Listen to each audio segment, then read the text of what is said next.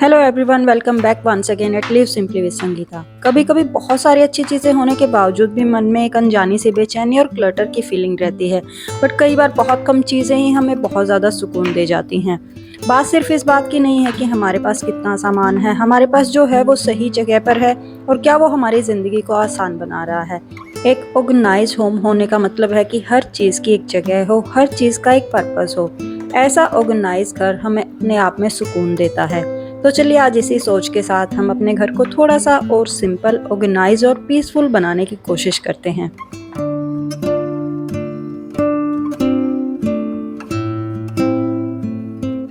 कई बार हमने नोटिस किया है हमारे आलस की वजह से कुछ चीज़ों को हम यूज़ नहीं कर पाते हैं कि उनको काटना, उनको यूज़ करना काफ़ी टाइम कंज्यूमिंग होगा और इसी वजह से कई बार फूड की वेस्टेज भी हो जाती है। तो इसलिए ज़रूरी है कि चीज़ों को यूजेबल कंडीशन में रखा जाए, प्रॉपर वे में स्टोर किया जाए। इससे हम चीज़ों को प्रॉपरली यूज़ भी कर पाते हैं और हमारा टाइम भी कहीं ना कहीं सेव होता है।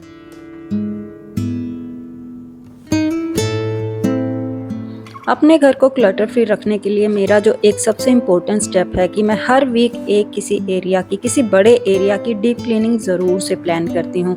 इससे मेरा घर रियली में क्लीन रहता है, ऐसा नहीं कि खाली ऊपर ऊपर से।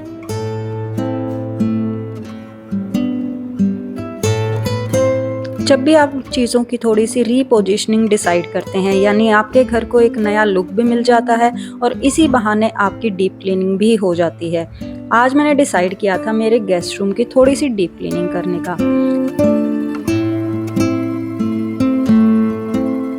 ये जो दीवान कम बेड है, इसके नीचे बिल्कुल भी स्पेस नहीं है कि झाड़ू वगैरह जा सके, तो नीचे से सफाई हो नहीं पाती है। इसलिए मुझे टाइम टू टाइम इसके नीचे से हटा के सफाई करनी पड़ती है।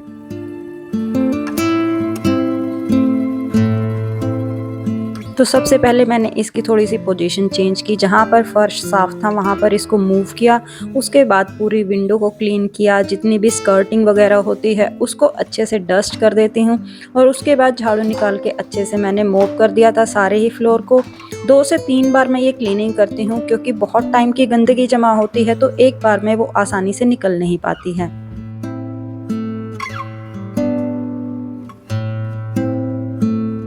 इस काम को करने के लिए जनरली मुझे किसी ना किसी की हेल्प चाहिए होती थी, या मैं मेरी बेटी की हेल्प लेती थी या मेरी हाउस हेल्प की हेल्प लेती थी। बट इस बार ये काम मैंने खुद से अकेले किया है। तो यहाँ पर मुझे लग रहा है कि मेरा एक्सरसाइज का जो रूटीन है वो वाकई में मुझे हेल्प कर रहा है, मेरी बॉडी की स्ट्रेंथ बढ़ रही है।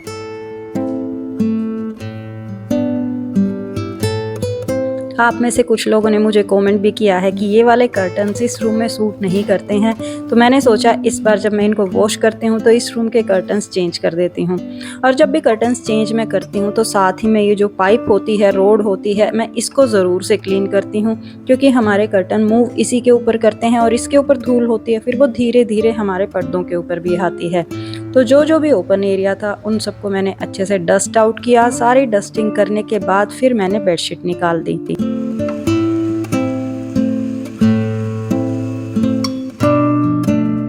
तब तक मेरी मेड भी आके साफ सफाई करके जा चुकी थी। अब इसके बाद करना था मुझे इस रूम को रीसेट। आप में से बहुत से लोगों ने बोला है कि एक बार इसको प्रॉपरली ओपन करके दिखाओ इस बेड को, तो ये मैं पूरा ओपन करके दिखा रही हूँ। इसके नीचे इस तरह से स्पेस है स्टोरेज का। जब आप इसके बेड को इस तरह से अनफोल्ड करते हैं तो पूरा ये एक डबल बेड बन जाता है 6 बाय 6 का।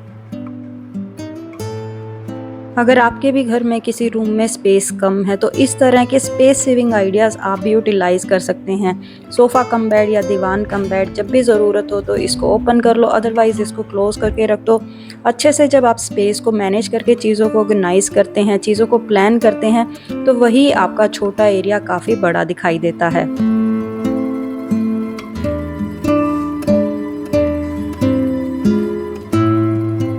इस बार मैंने इस रूम में ये सिंपल से वाले कर्टन लगाए हैं। देखने में सिंपल हैं, बट इस रूम के डेकोर के साथ मुझे खुद नहीं पता था कि ये इतने अच्छे लगेंगे। इन कर्टन्स का सटल सा जो लुक है इस रूम की वाइब के साथ प्रॉपरली जा रहा था। हल्का सा येलो टोन आ रहा है, हल्का सा बेज कलर आ रहा है, बट ओवरऑल ये मुझे यहाँ पर काफ़ी अच्छे लगे। तो अब इस रूम के लिए ये वाले कर्टन फाइनल हो चुके हैं। साथ ही में थोड़े से हल्के रंग की मैंने एक बेडशीट लगाई है यहाँ पर। एक्चुअली ये डबल बेड की बेडशीट है, बट मैं इसको इस तरह से लगा देती हूँ नीचे दबा कर कि ये पता नहीं चलता है और बड़े अच्छे से सेट हो जाती है। हम बोर हो जाते हैं ना जितनी भी सिंगल बेड की बेडशीट लगाकर सेम रूम में वही सब चीज़ें दिखना। तो इस बार मैंने थोड़ा सा चेंज किया, ये डबल बेड की बेडशीट यहाँ पर लगा दी है और इस रूम के डेकोर के साथ ही प्रॉपरली जा रही थी। अगर हम थोड़ा सा स्टाइलिंग आइडियाज़ पर काम करें तो हमारा घर जो है छोटा होकर भी काफ़ी बड़ा दिखाई देता है और ये फ़र्क मैंने खुद से महसूस किया है।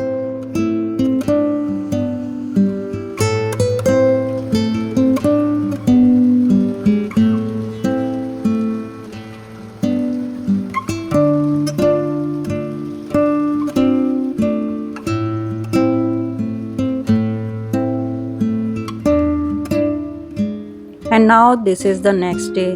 3 दिन से गुड़गांव में लगातार काफ़ी बारिश हो रही है, काफ़ी अच्छा मौसम हो गया, गर्मी उतनी ज़्यादा नहीं है। अब यहाँ पर आराम से बिना एसी के भी सर्वाइव किया जा सकता है।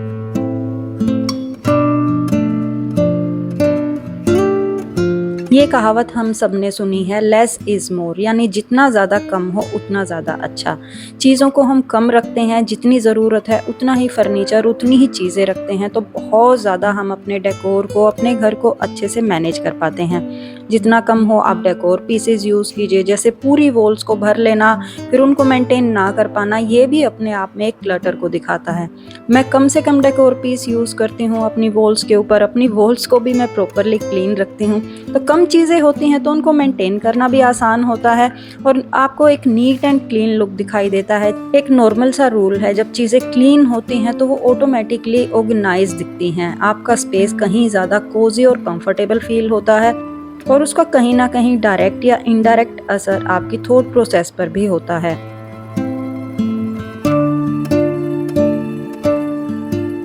Another thing which will help you to keep your home clutter free is कि आप अपने घर में सिलेक्टेड आइटम रखिए। जब आप क्वालिटी की बजाय क्वांटिटी पर मैटर करने लग जाते हैं तो वहीं पर आप गलती करते हैं। घर में 1 या 2 पीस रखिए, सपोज कीजिए बेडशीट का। 5-6 सस्ती वाली बेडशीट खरीदने की बजाय आप अच्छी वाली 1 से 2 बेडशीट में इन्वेस्ट कर सकते हैं। वो बेडशीट आप जब भी बेड पर लगाएंगे आपको नई बेडशीट जैसी फील आएगी।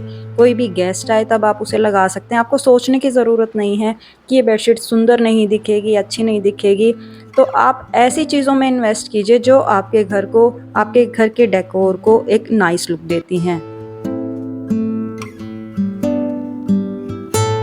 And now this is the next day. आज अच्छी खासी धूप निकली थी और इस दिन का मैं फ़ायदा भरपूर उठाती हूँ। खासकर टॉवल्स को मैं ज़रूर से वॉश करती हूँ जिस दिन अच्छी धूप निकलती है। टॉवल्स को मैं नॉर्मल सर्फ में क्लीन नहीं करती हूँ, इसके लिए मैं इजी का यूज़ करती हूँ। साथ ही लास्ट के राउंड में मैं थोड़ा सा कंफर्ट भी डालती हूँ ताकि इनमें से वो जो नमी वाली स्मेल है वो ना आए।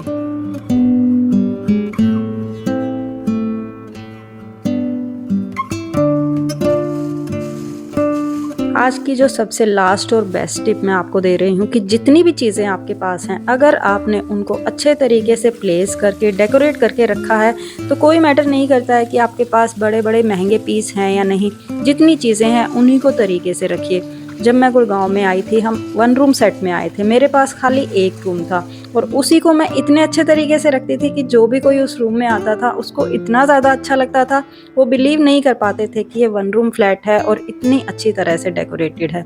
मतलब जो चीज़ें आपके पास हैं आप उनको नाइस वे में यूज़ करेंगे, अच्छे से प्रोटेक्ट करके रखेंगे तो वो लंबी भी चलेंगी और आपके पूरे घर के लुक को इम्प्रूव भी करती हैं।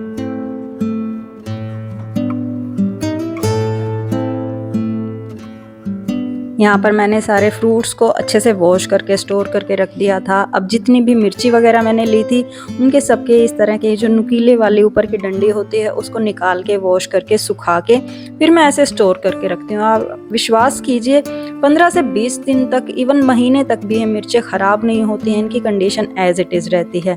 तो यहीं आपकी की पूरी पर्सनैलिटी आपकी छोटी छोटी चीज़ों में दिखाई देती है। आप कैसे बात करते हैं, कैसे अपने घर को रखते हैं, कैसे हर चीज़ को इम्पोर्टेंस देते हैं और सेम वही इम्पोर्टेंस आप अपनी बॉडी को भी दे रहे हैं। तो ऐसी सारी छोटी छोटी आपकी हैबिट्स मिलके आपकी पर्सनैलिटी, आपके घर का ओवरऑल लुक जनरेट करती हैं।